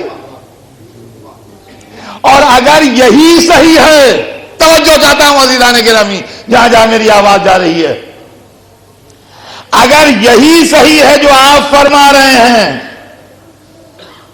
کہ آپ کی بیماری یہ ہے کہ کفار آپ کے دشمن ہیں، یہودی آپ کے دشمن ہیں، عیسائی آپ کے دشمن ہیں، تو وہی دوا پیئے جس نے 1400 برس پہلے فائدہ کیا تھا. پلیز دوا نہ بدلیے، خطرے میں پڑ جائیے گا. وہی دوا پیجئے جس کو پی کے 1400 برس پہلے آپ اچھے ہوئے تھے. اس لیے کہ جب اسلام آیا ہے تو کفار دشمن اسلام تھے، یہودی دشمن اسلام تھے، عیسائی دشمن اسلام تھے. جب مقابلہ ہوا تو وہ حیدر کرار تھے.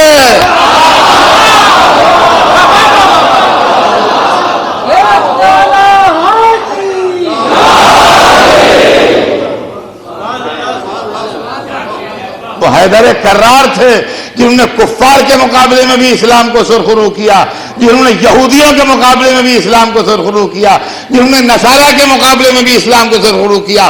بدر و احد و خندق میں کفار سے علی لڑے، خیبر میں یہودیوں سے علی لڑے، مباہلے میں عیسائیوں سے علی لڑے. اب عزیزان گرامی اگر ایسے حالات ہوں تو علی علی کہتے چلیے تو کامیابی ہوگی.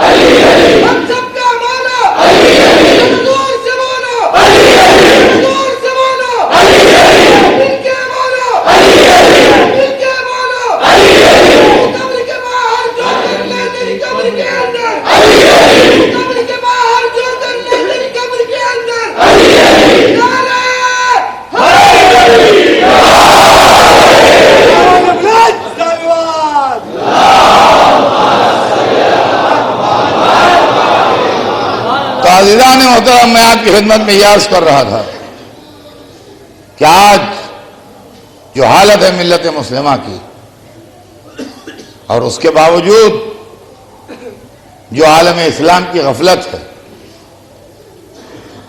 یہ بھی قابل غور بات ہے کہ ان ساری باتوں کے باوجود تعلیم کی طرف سے، اتحاد کی طرف سے، مختلف معاملات میں جو غفلت ہے، اور اسلام کو جو اپنے کو خدمتگار سمجھتے ہیں وہی اسلام کو مٹانے کے درپے ہیں. اور مشکل یہ ہے کہ ملت مسلمہ اس کے لیے بھی اونچی آواز میں بات نہیں کرتی. ادھر گزشتہ چند برسوں سے اسلام کے نام پر چند بہکے ہوئے لوگ اور چند گمراہ افراد جن کو غلط باتیں بتا دی گئیں یا جن کی برین واشنگ کر دی گئی اور ان کو غلط لائنوں پر لگا دیا گیا اور ان سے غلط کام لیے گئے. خالی اتنی سی بات نہیں ہے. دیکھیے میں جو کہہ رہا ہوں میں بہت حقیر آدمی ہوں، یہی کوئی بڑا آدمی کہتا تو لوگوں کو احساس ہوتا کہ ہاں کوئی ذمہ داری کی بات کہی جا رہی ہے. لیکن کبھی کبھی بہت چھوٹے لوگ بھی بہت پتے کی بات کہہ دیتے ہیں. سمجھے آپ؟ آج آپ خالی اتنا کہہ کے نہیں بچ سکتے ہیں کہ ان معاملات سے ہم الگ ہیں، ہمارا کوئی تعلق نہیں ہے. اس کی وجہ یہ ہے کہ بہت سے علوم ایسے ہیں آج دنیا میں جن کی تعلیم آپ کے ملکوں میں نہیں ہے، جن کی تعلیم آپ کے ملکوں میں نہیں ہے. اسپیس سے متعلق، فضا سے متعلق، نیوکلیئر انرجی سے متعلق بہت سے علوم ایسے ہیں کہ جن کی تعلیم آپ کو اپنے ملکوں میں، اپنے ملکوں کے کیپٹلز میں نہیں ملے گی. اس کے لیے آپ کو جانا پڑے گا مغرب میں، وہاں آپ پر اس تعلیم کے دروازے بند ملیں گے. جو بات میں کہہ رہا ہوں اس کو آپ سنجیدگی سے سنیے گا، یہ بڑی سنجیدہ بات ہے. وہاں آپ کے لڑکوں پر ان تعلیموں کے دروازے بند ہوں گے. نتیجہ یہ ہوگا کہ آج نہیں احساس ہے آپ کو، آج کے 20 برس کے بعد میں احساس دلانے کے لیے تو نہیں ہوں گا، مگر جو نسلیں ہوں گی ان کو اس وقت احساس ہوگا کہ بازی فیلڈ میں آپ کے نام پر زیرو ہوگا اور کچھ نہیں. جو بات میں آپ سے کر رہا ہوں اس کو پھر سوچیے، ٹھنڈے سے سوچیے. یہ ربط اسلام نہیں ہے، یہ اسلام کے ساتھ دشمنی ہے، اسلام کے ساتھ عداوت ہے. جو طریقے اختیار کیے جا رہے ہیں، جو باتیں بتائی جا رہی ہیں، جو ذہن بنائے جا رہے ہیں، جو فکر بنائی جا رہی ہے، یہ اسلامی فکر نہیں ہے، اسلام ذہن نہیں. اسلام گردن کاٹنے کا مطلب نہیں ہے، گردن کٹوانے اور کیا قربانی دینے کا مطلب نہیں ہے، قربانی دینے کا مطلب. ہمارے یہاں جو قربانی ہوتی ہے جس کے لیے بڑی غلط فہمیاں پیدا ہوتی ہیں، وہ قربانی بھی کیا ہے؟ جانور جو کٹتا ہے وہ تو ایک سمبل ہے، وہ تو ایک علامت ہے. اصلاً یہ ہے کہ آدمی اللہ کی راہ میں ہر طرح کی سیکریفائس کے لیے تیار رہے. جذبات کی قربانی، مال کی قربانی، احساسات کی قربانی، تمناؤں کی قربانی، یہاں تک کہ اگر ضرورت پڑے تو اپنی جان کی قربانی، کہ معبود ہم تیری راہ میں قربانی دینے کے لیے تیار. عزیزان گرامی، اسلام نے حج فرض کر کے، خمس و زکوٰۃ فرض کر کے، عبادات فرض کر کے ہم کو ایسا بندہ بنانا چاہا تھا کہ ہم اچھائیوں کے راستے میں ہر طرح کی قربانی اور سیکریفائس دینے کے لیے تیار ہوں. مگر ملوکیت نے اور سلطنت نے اور امپائر نے ہم کو درندہ بنا دیا، اور اب ہم قربانیاں دینے کے بجائے قربانیاں لینے میں خوشی محسوس کرتے ہیں. اور یہی ہماری بد نصیبی کا راز ہے، اور یہی ہماری مصیبت کا راز ہے. اور عزیزان گرامی، اگر آدمی صحیح معنوں میں کربلا کو سمجھ لے اور کربلا کو دیکھ لے اور کربلا کو پہچان لے تو اس سے بڑھ کے حقیقت اسلام سمجھ میں نہیں آئے گی. اسلام، کربلا نے اس چیز کو بالکل صاف کر دیا کہ اسلام دو ہیں، اسلام ایک نہیں ہے. اب لاکھ آپ چیختے رہیے، اسلام دو ہیں، نظریاتی بنیاد پر دو ہیں. ایک اسلام وہ ہے کہ جو دہکتے ہوئے عربستان کے صحرا میں دشمن کے لشکر کو بغیر کسی کنڈیشن کے اپنے حصے کا پانی پلا دیتا ہے، یہ بھی اسلام ہے. اور ایک اسلام وہ ہے جو اسی دہکتے ہوئے عرب کے صحرا میں 3 دن کے پیاسے 6 مہینے کے بچے کو پانی کے سوال پر تیر مار دیتا ہے.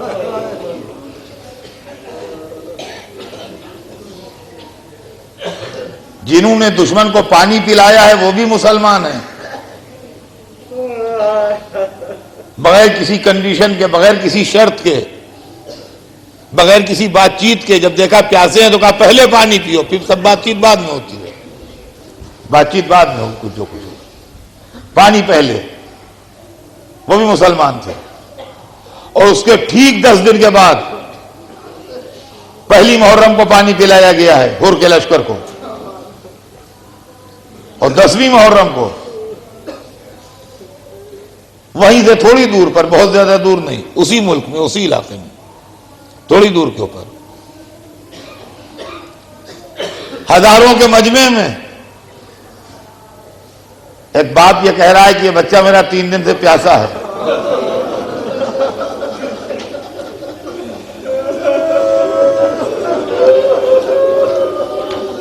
اب یہ مزید پیاس نہیں برداشت کر سکتا.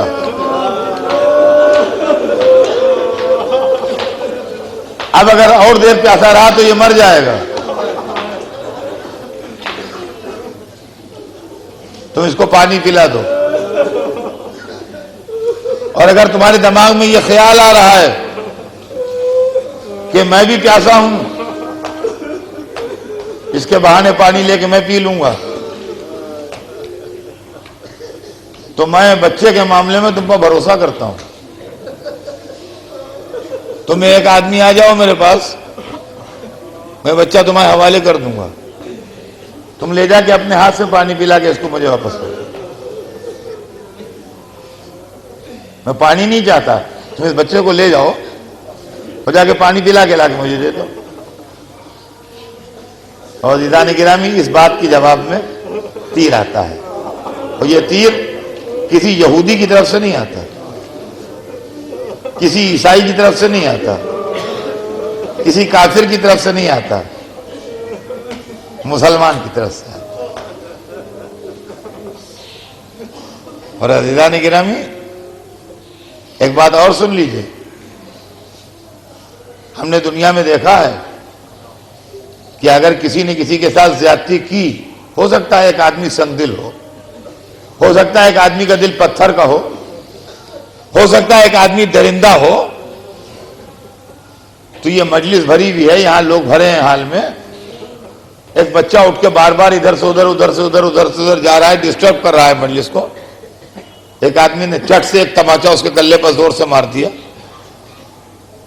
جتنے بیٹھے ہیں سب چیخ اٹھے ہیں، ارے بچہ تھا جناب، کہ بچے کو اتنے زور سے تماچا مارا جاتا ہے؟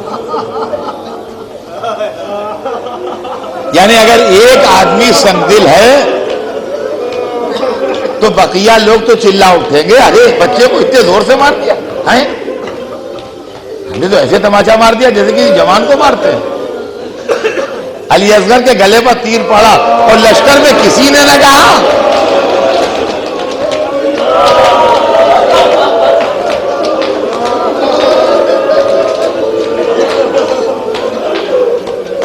لشکر میں کسی نے نہ کہا.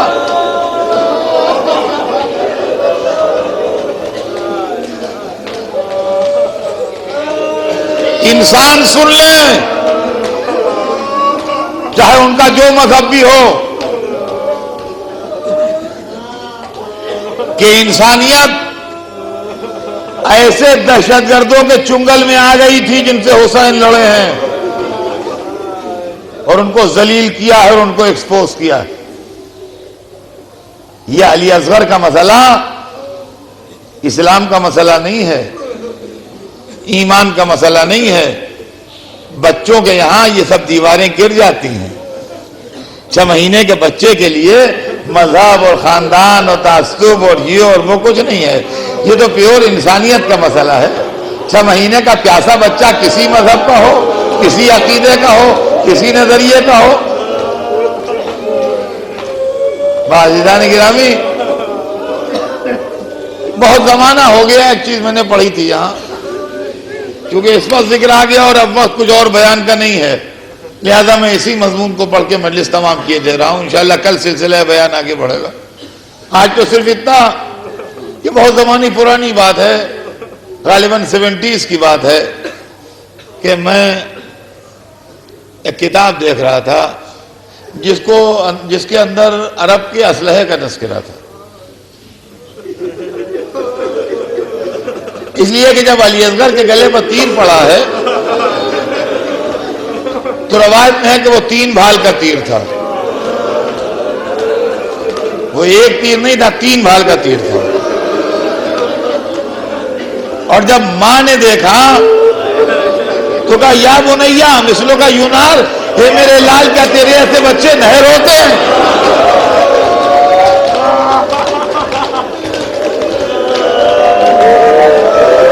اور عزیزان گرامی یہ سمجھ لیجئے کہ نہر اسلام میں جو سب سے بڑی قربانی ہے، اونٹ کی قربانی. سب جانور ذبح کیے جاتے ہیں جو اونٹ سے چھوٹے ہیں سائز میں، صرف اونٹ وہ جانور ہے جو نہر کیا جاتا ہے. اونٹ وہ جانور ہے جو نہر کیا جاتا ہے، باقی جانور ذبح کیے جاتے ہیں.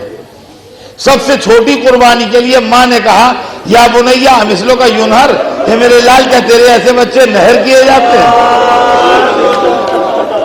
تو میں کتاب دیکھ رہا تھا، اس کے اندر لکھا تھا کہ عرب میں ایک چیز ہوتی تھی 3 بھال کا تیر، جو اونٹ کو نہر کرنے کے لیے استعمال کیا جاتا تھا. اب میری سمجھ میں آیا کہ ماں کے جملے کی بلاغت کیا تھی. 6 مہینے کے بچے پر 3 بھال کا تیر مارا. ایک بھال علی اصغر کی گردن میں لگی، ایک حسین کے شانے میں لگی، تیسری کے لیے ہے زبیہ من الاذن الی الاذن، اس کان سے توڑ کے اس کان سے نکل گئی. حسین نے کہا یا علی اصغر، چلو میں خون لے کے چہرے پر ملا، رسول اللہ کے سامنے شیشہ.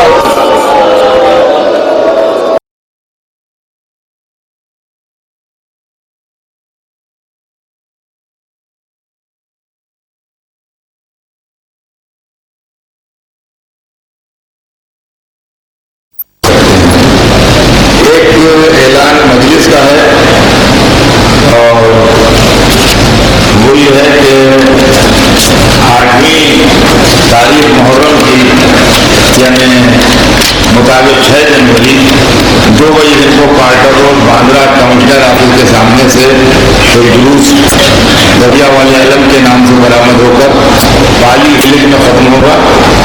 افتتاحی مجلس مولانا یاسر عباس صاحب اور اختتامی مجلس مولانا جعفر عباس صاحب پڑھیں گے. یہ جلوس میں گونڈی یونیورسٹی اور ملاٹ سے بسوں کا بھی انتظام ہے. آپ حضرات سے اس میں شرکت کی گزارش ہے. اور اس کے علاوہ بھی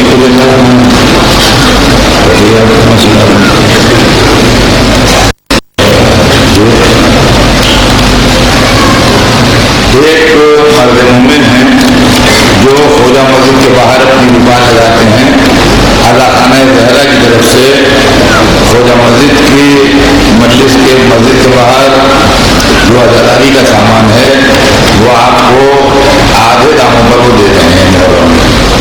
اعلیٰ خانہ زہرا کی طرف سے کچھ CD بھی ہیں جو خوجہ مسجد و مسجد کے باہر ملتی ہیں، جس میں حضرت عباس علیہ السلام کے روضے کے اندرونی جو قبر مبارک ہے اس کی فلم ہے، وہ یہ بھی آپ کو مل سکتی ہے وہاں سے. اور مجلس خراسان کی مجلس کے بعد اعلیٰ خانہ زہرا میں جو خوجہ مسجد کے برابر ہے یہ محفل، اس میں مولانا جعفر عباس صاحب 5 منٹ کے مسائل بھی پڑھتے ہیں. تو اس میں اگر آپ چاہیں تو یہ سب چیزیں آپ حاصل کر سکتے ہیں. اور یہ ہے یہ 2 اعلان اور سن لیجیے. 2 کیسٹ ہیں. ایک کا عنوان ہے شام ہوتے ہی، یہ آواز ہے ساحل جون پوری صاحب کی اور کلام ہے ڈاکٹر ہلال نقوی صاحب اور فضیل کاظمی صاحب. یہ بڑا اچھا کیسٹ ہے، اس کے اندر نوحے ہیں. آپ حضرات کو چاہیے کہ اس کیسٹ کو رکھیں اور محرم میں سنیں. دوسرا کیسٹ ہے، اس کا عنوان ہے مادر حسین کی رضا. یہ آواز ہے جناب وسیم رضوی صاحب کی اور کلام ہے جناب فضیل کاظمی صاحب کا اور جناب منظور اعظمی صاحب. تو یہ دونوں کیسٹ جو ہیں یہ اس نئے محرم کے سلسلے میں آپ کی خدمت میں پیش ہیں. آپ کو چاہیے کہ ان کیسٹس کو زیادہ سے زیادہ اپنے پاس رکھیں. ایک کتاب ہے یہ کتاب ہے تو فقہی موضوع پر اردو میں ہے. مولانا ابن حیدر صاحب ہماری قوم کے ایک فاضل نوجوان ہیں. ہم نے کتاب لکھی حقیقت وضو. یہ ہے تو ایک فقہی موضوع پر جو عام طور سے خشک ہوتا ہے، مگر اس کتاب کی خوبی یہ ہے کہ اتنی دلچسپ اور اتنی انٹرسٹنگ ہے کہ میں سمجھتا ہوں ایک دفعہ آپ اس کو پڑھنا شروع کریں گے تو آخر تک پڑھتے جائیں گے. بڑی اچھی کتاب ہے اور یہ حیدری کتب خانے میں دستیاب ہے. اس کے اندر عمدہ کتاب ہے. تو وضو کے سلسلے میں اختلافات ہیں اور یہ سب ہیں وہ اس کے اندر آپ کو ملیں گے.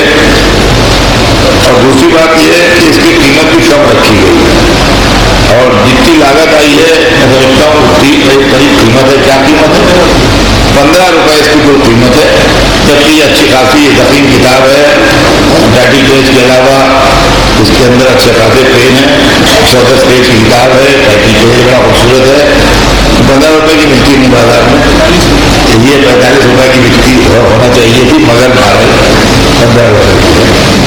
تو یہ آپ حضرات ضرور اس کو جو اردو میں لوگ ہیں وہ اس کو پڑھیں. ان کو میں لطف آئے.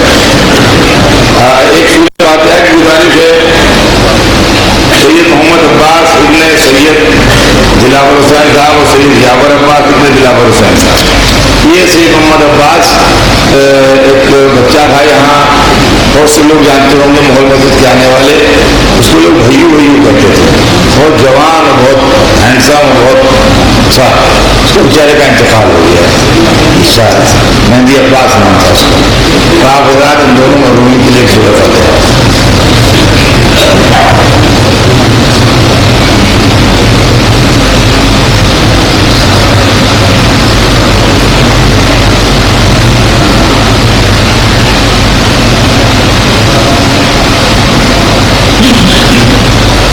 فاتحہ.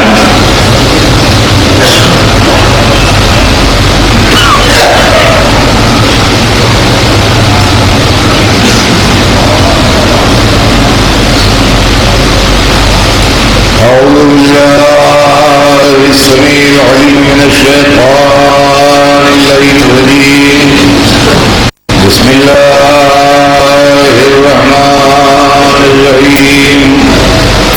الحمد لله رب العالمين والصلاة والسلام على سيدنا وشفيعنا بالقرآن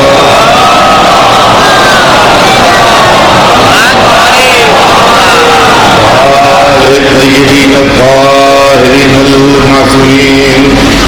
صلوات الله على أعدائهم أجمعين من يومنا هذا إلى يوم الدين.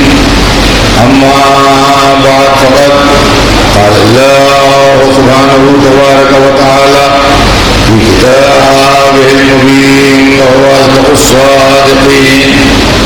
يا أيها الناس إنا خلقناكم من ذكر وأنثى وجعلناكم شعوبا وقبائل لتعارفوا إن أكرمكم عند الله أتقاكم إن الله عليم خبير. صلوات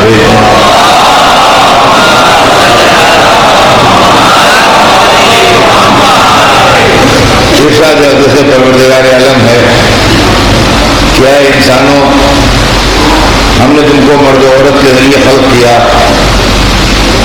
اور تمہارے اندر شعبے اور قبیلے قرار دیے یعنی ٹرائبس اور سیکس قرار دیے.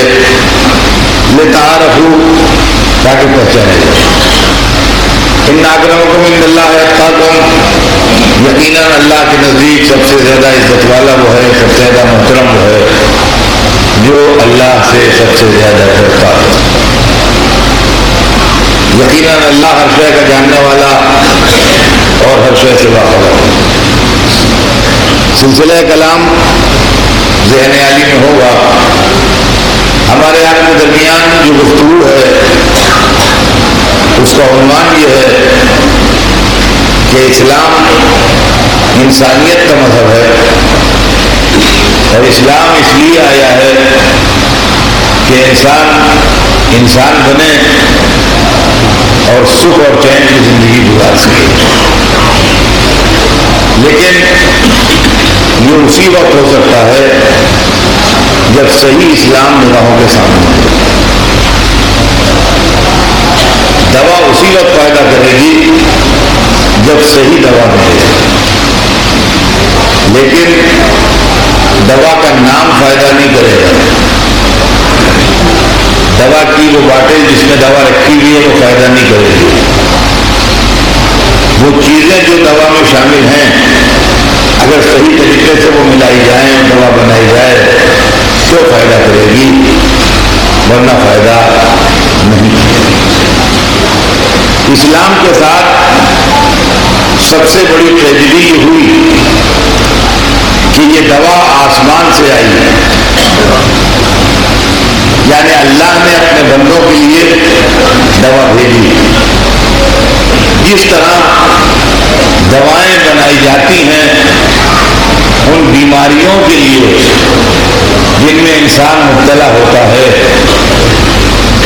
اسی طرح جن بیماریوں میں انسانیت مبتلا ہوتی ہے، ہیومینٹی مبتلا ہوتی ہے، ان دوائیوں کو بنانے کے لیے مذہب آیا تاکہ وہ دوائیں انسان کو دی جائیں جس کے اندر اس میں غرور نہ پیدا ہو جائے، تکبر نہ پیدا ہو جائے، اپنے کو بڑا نہ سمجھنے لگے، دوسرے کو ذلیل نہ سمجھنے لگے، طاقت کی بنیاد پر دوسرے پر زیادتی نہ کرنے لگے، انسان کو ستانے نہ لگے، انسان کو پریشان نہ کرنے لگے، مال کی لالچ میں دوسروں پر ظلم نہ کرنے لگے، ناجائز کھانے نہ لگے، اپنے کردار کو بگاڑنے نہ لگے۔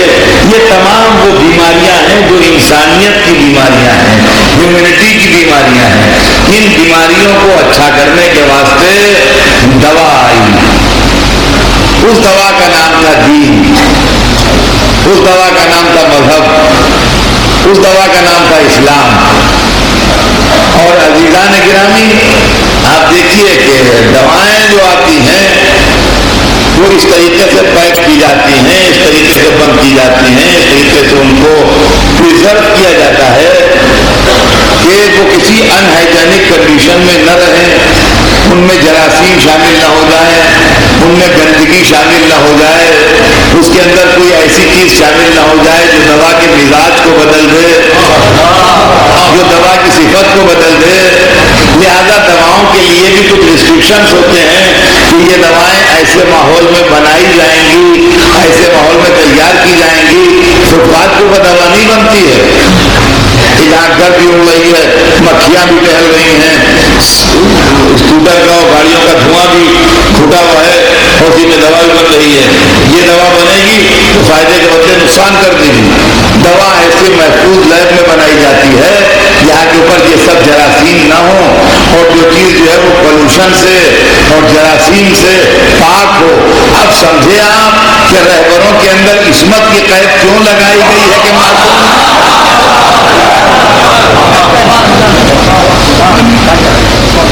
میں چھوٹی چھوٹی مثالوں سے اس لیے بات کرتا ہوں کہ یہ روزمرہ کی زندگی ہے۔ کتابیں ہر ایک نے نہیں پڑھی ہیں مگر زندگی ہر ایک دیکھتا ہے۔ ایک دفعہ ڈاکٹر انجیکشن لگاتا ہے تو سرنج کو پھینک دیتا ہے، اس لیے پھینک دیتا ہے کہ میرے جو سرنج لگائی گئی اب اس کے بعد وہی آپ کے لگا دی جائے تو ہو سکتا ہے کہ بجائے فائدے کے نقصان پہنچ جائے، لہٰذا اس کو پھینک دو، ضائع کر دو، بیکار کر دو، لیکن اس سے فائدہ ہونا چاہیے، آدمی کو نقصان نہیں ہونا چاہیے۔ تو عزیزان گرامی، اللہ کے یہاں جو عدالت کی قید ہے، رہبروں کے یہاں جو عصمت کی قید ہے، جو پاکیزگی کی قید ہے، وہ اسی لیے ہے کہ دین کی پاکیزگی برقرار رہے۔ مذہب کیا ہے؟ مذہب کو بچے سمجھیں، نوجوان سمجھیں۔ میں جتنا میرے بس میں ایزی کر کے سمجھانا ہے اتنا ایزی کر کے میں سمجھا دیتا ہوں، اس کے آگے میری تکلیف ختم ہے، اللہ جانے آپ جانے۔ لیکن یہ کہ کسی ڈیزرٹ میں پانی پہنچانا ہے تو جہاں سے پانی ابل رہا ہے، سمندر چشمہ ابل رہا ہے پہاڑی سے کہیں سے، وہاں کے اوپر اگر آپ پانی گلاس میں لیں گے تو اتنا صاف شفاف شیشے کا ایک بہت عمدہ قیمتی گلاس لیجیے، بالکل صاف پیرن، اور اس کے اندر پانی لیجیے۔ یہاں سے گنگا دریا ہندوستان کا مشہور دریا ہے، جہاں سے یہ پہاڑیوں سے نیچے آ رہا ہے، ابل رہا ہے، وہاں سے آپ پانی لیجیے، اتنا موتی ایسا صاف پانی ہوگا کہ جو آپ کی زندگی اور صحت کا ضامن ہے۔ یہ کہ پانی حیات کا ضامن ہے۔ قرآن مجید میں اللہ نے فرمایا وَجَعَلْنَا مِنَ الْمَاءِ كُلَّ شَيْءٍ حَيٍّ، ہم نے پانی کے ذریعے ہر شے کو حیات دی۔ تو وہاں پر آپ پانی لیجیے تو معلوم ہوتا ہے کہ یہ زندگی کا ٹانک ہے، حیات کا ضامن ہے۔ لیکن پھر دریا آگے بڑھتا ہے، شہروں سے گزرتا ہے، میدانوں سے گزرتا ہے، پولوشن ہوتا ہے، جنگلوں سے گزرتا ہے، درختوں کے پتے اس کے اندر شامل ہو جاتے ہیں، شہروں سے گزرتا ہے، شہروں کا گندا پانی اس میں شامل ہو جاتا ہے، کارخانوں کے پاس سے گزرتا ہے، کارخانے والے اپنا پانی میں شامل کر دیتے ہیں، ہوتے ہوتے دریا کے پانی کا رنگ بدل جاتا ہے، مزہ بدل جاتا ہے، صفت بدل جاتی ہے، کیفیت بدل جاتی ہے۔ اب وہی گنگا کا پانی اگر کانپور میں یا بنارس میں یا پٹنے میں آپ گنگا سے بھرے ایک گلاس میں تو آپ ادھر سے ادھر دیکھ نہیں سکتے ہیں، اتنا پانی وہ میلا ہوتا ہے۔ اور ڈاکٹر کہتے ہیں، میں تو ڈاکٹر نہیں ہوں مگر میں نے اخبار میں پڑھا ہے اور سنا ہے جاننے والوں سے، ڈاکٹر کہتے ہیں کہ اس کو ایسے پینا لیجیے گا ورنہ انفیکشن ہو جائے گا، آپ بیمار ہو جائیں گے۔ اگر آپ کو استعمال کرنا ہے تو آپ اس کو بوائل کیجیے، اس کو بوائل کیجیے، اور جب یہ بوائل ہو جائے، پک جائے اچھی طرح سے، تو اس کو ٹھنڈا کر کے کسی برتن میں صاف رکھ کے اس کے بعد آپ اس کو پیجیے تو ٹھیک ہے، ورنہ ایسے ہی اگر آپ استعمال کر لیں گے تو یہ نقصان دہ ہوگا آپ کے واسطے۔ تو معلوم ہوا کہ پانی سبب حیات ضرور ہے، لیکن پانی کے اندر چونکہ ہم نے اتنا اس کو پولوٹیڈ کر دیا ہے اور اتنا اس کے اندر دوسری چیزیں ملا دی ہیں کہ اب وہ بنارس میں یا کانپور میں یا پٹنے میں پینے کے قابل نہیں ہے جب تک کہ اس کو ٹھیک سے صاف نہ کر لیا جائے اور اس کا پولوشن دور نہ کر لیا جائے۔ ایسے ہی اسلام کا چشمہ جہاں سے ابلا تھا وہاں تو زندگی ہی زندگی تھی، حیات ہی حیات تھی، پاکیزگی ہی پاکیزگی تھی، عظمت ہی عظمت تھی، لیکن اب یہ راستہ طے کرنے لگا، اس کے اندر ملوکیت شامل ہو گئی، اس کے اندر سلطنت شامل ہو گئی، اس کے اندر حوث اقتدار شامل ہو گئی، اس کے اندر جھوٹی حدیثوں کے مردے بہائے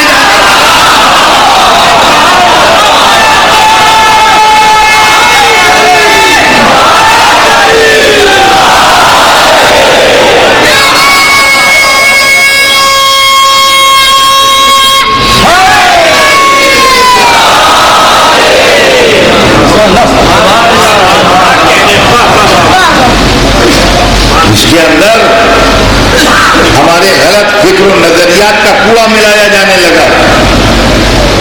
نتیجہ یہ ہوا کہ آج وہی مذہب جو زندگی تھا موت کی شکل اختیار کر لیا، آج وہی مذہب جو حیات تھا صحت کو بگاڑنے کی شکل اختیار کر لیا۔ تو عزیزان گرامی، ضرورت اس بات کی ہے کہ وہ پانی کہاں سے ملے جو زندگی کا ضامن ہو۔ اب سمجھیے بات کو، اگر آپ اسی طرح کھلا ہوا لائیں گے وہاں سے یہاں تک تو یہ سب ہوگا، یہ سب ہوگا، آپ کچھ نہیں کر سکتے۔ لیکن اگر آپ کو 1000 میل دور یا 2000 میل دور یا 5000 میل دور وہی پانی پہنچانا ہے جیسا ابل رہا ہے وہاں سے، جو اس کی اوریجنل شیپ ہے، اوریجنل فارم ہے، اگر ویسے ہی پانی پہنچانا ہے تو پھر آپ ایک پائپ لائن بنائیے اور پائپ لائن سے اس کو گزاریے جو کورڈ ہو چاروں طرف سے، جہاں پر کھولیے گا وہی پانی ملے گا۔ 100 میل کے بعد کھولیے گا تو وہی ملے گا، 500 میل کے بعد کھولیے گا تو وہی ملے گا، 1000 میل کے فاصلے پر کھولیے گا تو وہی ملے گا، 1500 میل کے فاصلے پر کھولیے گا تو وہی